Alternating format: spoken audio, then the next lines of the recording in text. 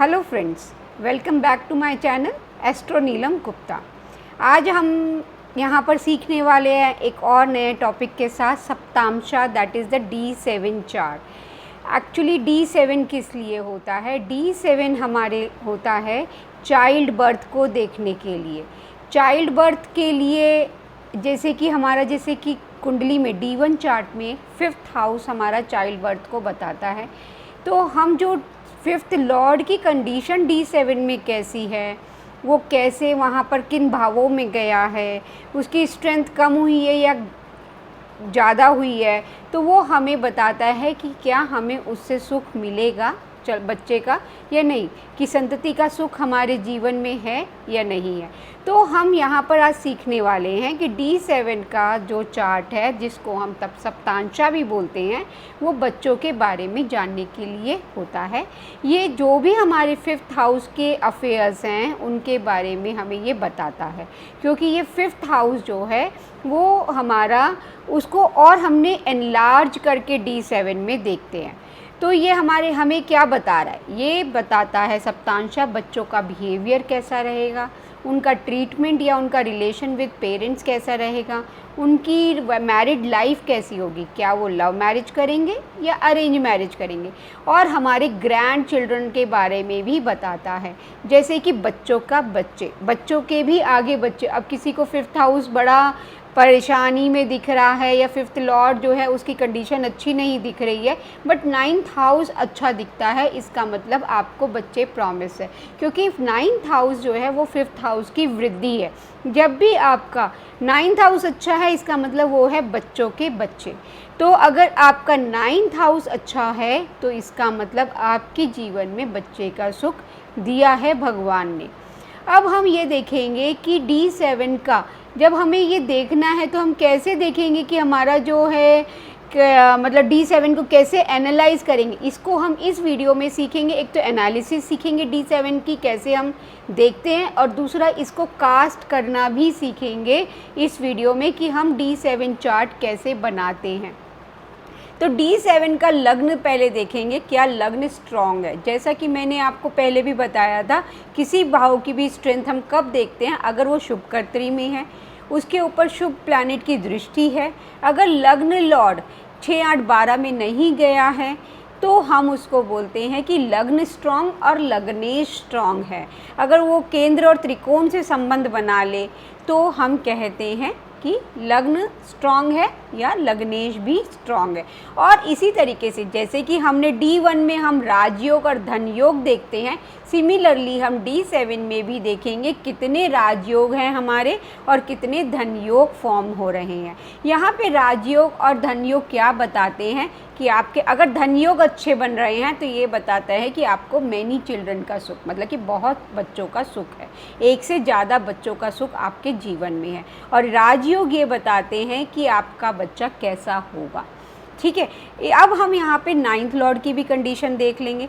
अगर 9th Lord का relation आपके D7 में 8th हाउस से मिलता है तो ये आपको एडॉप्शन का रिलेशन बताता है। ठीक, अब आगे हम देखेंगे कि लग्न लॉर्ड किन भावों में, जैसा कि मैंने आपको अभी बताया 6, 8, 12 में है, तो ये अच्छे रिलेशन नहीं बताता बच्चों के साथ, या फिर बच्चे होने में आपको थोड़ी सी ऑब्स्टेकल हर्डल्स भी दे सकता है।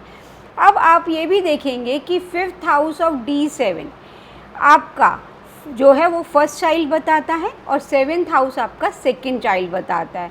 और अगर आपको सेकंड मैरिज से बच्चे देखने हैं तो आपको 7th हाउस से देखने होंगे। 7th हाउस आपका फर्स्ट चाइल्ड बताएगा फ्रॉम द सेकंड मैरिज। अब आपको मैं यहाँ पे सिखा रही हूँ कि कैसे हम D7 कास्ट करते हैं। हमें मालूम है एक भाव हमारा 30 डिग्री का होता है। अगर हम उसको डिवाइड कर दें 7 से, यहाँ पर मैंने D1 लिया है और मैंने आपको कास्ट किया हुआ है D7, बट मैं यहाँ रूल्स के साथ आपको बताऊंगी। अगर हम D7 के लिए एक भाव को 30 डिग्री को 7 से डिवाइड कर दें तो हमारे पास आता है 4 डिग्री 17 मिनट्स 9 सेकेंड। हम रफली यहाँ पर 4 डिग्री 17 मिनट्स ही लेंगे। ठीक है, अब आपको यहाँ पर ये ध्यान रखना है कि क्योंकि सप्तांशा है तो 7 सप्तांशाज ही होंगे कि फर्स्ट सप्तांश, second, third, fourth, fifth, six, 7। लेकिन आप यहाँ पे देखेंगे साइन आपका D1 में कौन सा है। अगर वो आपका ऑड साइन है तो आपको ये वाले रूल्स फॉलो करने हैं, 1 2 3 4 5 6 7। अगर इवन साइन है D1 में तो आप कहेंगे 7 8 9 10 11 12 and after that it will be 1।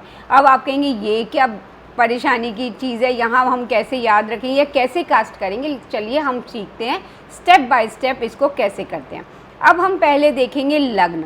लग्न की डिग्री कितनी है हमारी, 0 साइन पास 27 डिग्री 54 मिनट्स। इसका मतलब ये ऑड साइन है।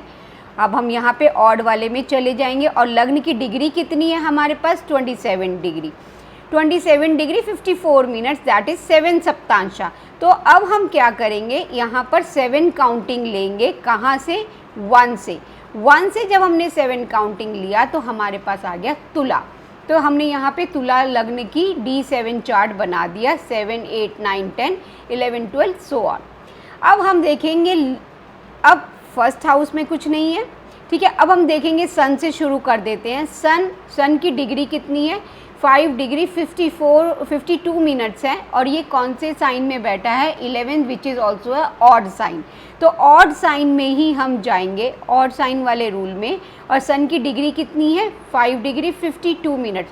तो 5 डिग्री 52 मिनट्स हमारा सेकेंड सप्तांशा में आता है। तो हमें कितने स्टेप्स आगे बढ़ने, दीज आर द स्टेप्स। ये जो आपको दिखाई दे रहे हैं ऑड के नीचे, ये आपको उतने स्टेप्स आगे बढ़ने हैं। तो सेकेंड सप्तांशा में होने की वजह से आपको 11 साइन से 2 ही स्टेप्स आगे बढ़ने हैं। तो यहाँ पर हमने क्या किया, 11 साइन से 2 स्टेप्स आगे बढ़े तो 11 12। तो सन हमारा चला गया पाइसेस में, मीन राशि में। इसके बाद हम आ जाते हैं हमारा मून। मून हमारा फिर से ऑड ही साइन में है। तो मून की डिग्री क्या है, 15 डिग्री 39 मिनट्स। तो सबसे पहले हम इसका सप्तांशा देखेंगे। 15 डिग्री 39 मिनट्स कौन से सप्तांशा में आते हैं, दैट इज़ द 4th सप्तांशा। अब हम देखेंगे क्योंकि ये ऑड है तो हमें कितने स्टेप्स आगे बढ़ने हैं, 4 स्टेप्स। 4 स्टेप्स हम कहाँ से बढ़ेंगे, जहाँ पर भी मून प्लेस्ड है वहाँ से। मून है धनु राशि में, धनु से काउंट करेंगे 1 2 3 और 4। 4 हमारा कहाँ आ गया, अगेन पाइसेस मीन में आ गया। तो हमने D9 में इसे हमने कर दिया पाइसेस में प्लेस। अब इसके बाद हमारा आता है नेक्स्ट मार्स। मार्स हमारा कितने डिग्री पर है, 7 डिग्री 45 मिनट्स। ये भी अगेन हमारा धनु में ही है, ऑड साइन में। अब 7 डिग्री आपका 45 मिनट्स कौन से सप्तांशा में आता है, सेकेंड सप्तांशा में। तो कितने स्टेप्स आगे बढ़ने, जहाँ भी आपका मंगल है वहाँ से आपको 2 स्टेप्स आगे बढ़ने हैं। तो आपको मंगल है आपका धनु में, तो धनु से आप 2 स्टेप चलेंगे, जहाँ पे मंगल प्लेस्ड है वो आपका फर्स्ट स्टेप है। तो यहाँ धनु और फिर उसके बाद आता है मकर, ठीक है, कैप्रिकॉर्न। तो यहाँ पर आप देखेंगे मार्स आपका कैप्रिकॉर्न में प्लेस्ड है। इसके बाद आता है मरकरी। मरकरी आपका अगेन ऑड ही साइन में है और 18 डिग्री 20 मिनट्स पर है। तो अब 18 डिग्री 20 मिनट्स आपका 5th सप्तांशा में आया, तो और ऑड में है। तो यहाँ पर हमें फिर से 5 स्टेप्स आगे बढ़ना है, जहाँ पर भी आपका मरकरी प्लेस्ड है। अब हम देखेंगे अपने चार्ट में मरकरी है यहाँ, तो यहाँ से 5 स्टेप्स आगे बढ़ेंगे। 1 2 आपका यहाँ से हो गया कुंभ, पाइसेस दूसरा, तीसरा इज मेष, चौथा इज आपका 4th इज वृषभ और ये आपका आ गया जैमिनी 5th। तो यहाँ पे आप देखोगे जैमिनी मिथुन साइन में मरकरी प्लेस्ड है। इसके बाद आता है जुपिटर। जुपिटर अगेन हमारा धनु में ही है, ऑड साइन में, 23 डिग्री 21 मिनट।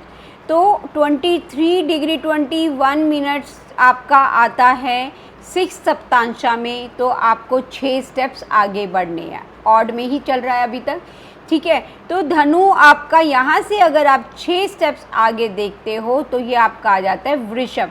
तो यहाँ पर आपने क्या करना है, वृषभ में प्लेस कर देना है जुपिटर को।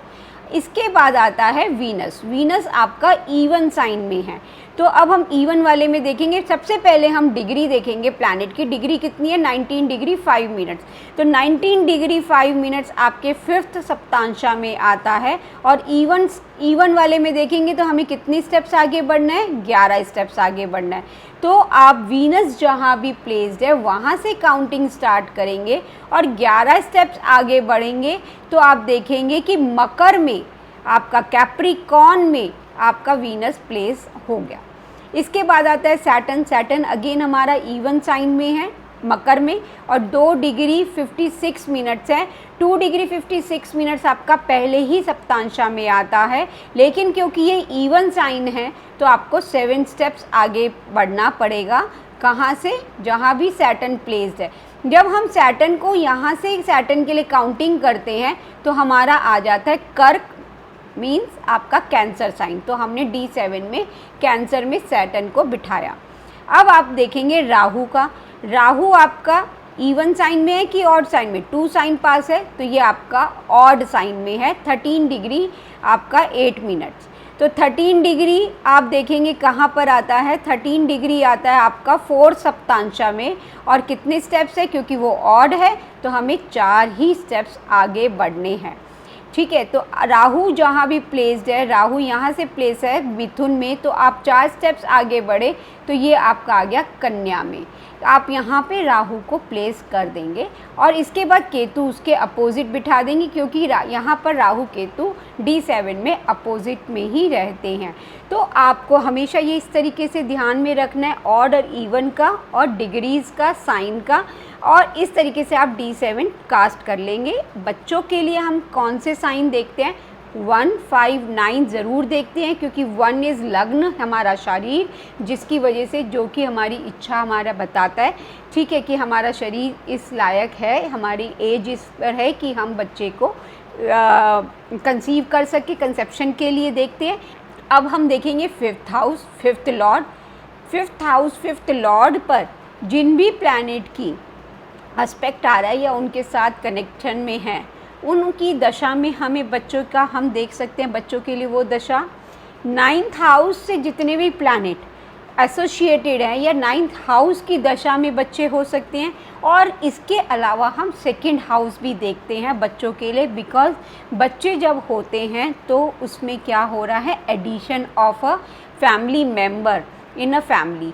तो यहाँ पर हम कौन कौन से भाव देखेंगे, 1, 5, 9 एंड 2nd हाउस साथ में हम देखते हैं। इसी तरीके से हम यहाँ पर D7 में भी 1, 5, 9 देखेंगे। क्या उन पे जिन जिन प्लैनेट की दृष्टि आ रही है उनकी दशा अंतरदशा में बच्चे हो सकते हैं। साथ ही साथ हम यहाँ पे द्विगोचर देखते हैं। द्विगोचर में हमारे स्लो मूविंग प्लैनेट जैसे कि सैटर्न एंड जुपिटर। सैटर्न जो है आपका 2.5 ईयर्स के लिए रहता है और जुपिटर 1 ईयर का टाइम पीरियड विंडो देता है। तो with in 1 year, that is 9 months, हमारे उसमें कंसीव होकर बच्चे की बर्थ का प्रॉमिस शो करता है। मार्स यहाँ पर देखेंगे for 45 days, with in 45 days बच्चे का बर्थ पॉसिबल है, जब वो हमारा कनेक्शन बना रहा है मार्स 5th, 9th और लग्न से अगर कनेक्शन बना रहा है तो that means with in 45 days birth of child is possible. And moon जब इन्हीं भावों से आपका बना लेता है तो वो 72 आवर्स की विंडोज़ देता है for the birth of a child. तो इस तरीके से हम ट्रांजिट, पहले हम दशा देखेंगे क्या दशा प्रॉमिसिंग है, उसके बाद हम देखेंगे कि क्या ट्रांजिट भी हमें डिलीवर करने के लिए तैयार है। दशा जो है वो प्रॉमिस बताती है और ट्रांजिट डिलीवरी का काम करता है। तो हम इस तरीके से D7 चार्ट को एनालाइज करेंगे, धन योग देखेंगे, राजयोग देखेंगे, 1, 5, 9 की सिचुएशन कंडीशन देखेंगे, उनका कहीं 6, 8, 12 से संबंध तो नहीं आ रहा, क्या कोई प्लैनेट अस्त तो नहीं है, या वो प्लैनेट आपका डेबिलिटेट तो नहीं हो रहा, नीच का तो नहीं हो रहा D7 में जाकर। तो वो अगर ऐसा नहीं है, इन लॉर्ड्स की सिचुएशन अच्छी है तो वो बच्चे का प्रॉमिस शो करते हैं। तो फ्रेंड्स, इसी तरीके से आप इसको पढ़िए, समझिए, और इस वीडियो में जो भी प्रॉब्लम्स आती है आप कमेंट में अपने डाउट्स मुझसे पूछ सकते हैं। मैं जल्द से जल्द उसके जवाब देने की कोशिश करूँगी। मेरे चैनल को अगर आपने सब्सक्राइब ना किया हो तो उसको आज ही सब्सक्राइब कर ले और देखते रहें इस तरीके से और अच्छे अच्छे वीडियोज़ ज्योतिष के बारे में। जो भी मुझे ज्ञान प्राप्त है वो मैं आप तक पहुंचाती रहूंगी। और मेरी इस वीडियो को लाइक करना ना भूलें। मेरे चैनल को सब्सक्राइब ना किया हो तो सब्सक्राइब ज़रूर करें। थैंक यू फ्रेंड्स, मिलते हैं नेक्स्ट वीडियो में।